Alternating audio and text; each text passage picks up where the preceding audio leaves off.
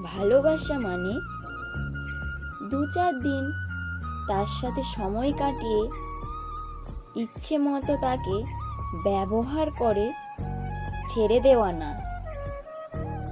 ভালোবাসা মানে নিজের প্রিয় মানুষটাকে আগলে রাখা, তার যত্ন নেওয়া, তার ছোট ছোট ইচ্ছেগুলোকে খেয়াল করা, তাকে তার মতো করে বোঝার চেষ্টা করা, তার সুখ দুঃখ আনন্দগুলোকে নিজের করে নেওয়া, তার কথা মনে করে এগুলোকে অনুভব করতে পারা,